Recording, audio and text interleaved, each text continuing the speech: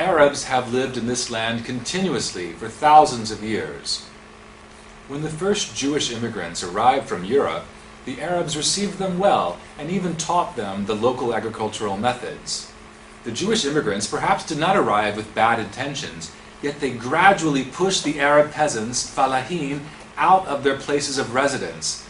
They called it redeeming the land, geulat karka. However, there were already local inhabitants living in every place where the Jews were redeeming the land. And who were these local inhabitants? Palestinian peasants living in the area, some for generations, who were now suddenly expelled from their land. This is what happened in Emek Hefer, once called Wadi Harareth, in Nahalal, once called Mahalul, and in Ein Harod, which was once called Kfar Nuris. The Palestinians realized that the Jewish settlers were not interested in coexistence, but rather in establishing a Jewish state in the entire land. And what happened? The local Palestinian society was destroyed step by step. The Palestinians were not willing to agree to this. No group of people would agree to their own destruction. In addition, the Jewish armed forces, Etzel and Lehi, harmed and injured many Arab citizens.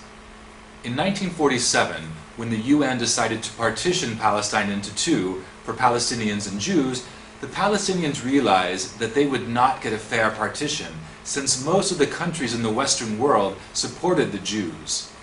The Arabs, who constituted 67% of the population and were the clear majority, were offered 45% of the land, while the Jews, 33% of the population, were offered more than half of the land. Clearly, the Arabs could not accept this offer. And yet, the Jews were not satisfied with what they received. First, they drove Arabs out of mixed cities, such as Tiberias and Haifa, and after that, they expelled Arabs from places intended to be part of the Arab state, such as Lod, Ramleh, and Jaffa, and they destroyed hundreds of Palestinian villages. This is how more than 700,000 Palestinians became refugees. Until this day, Israel has not allowed a single one of them to return to their home.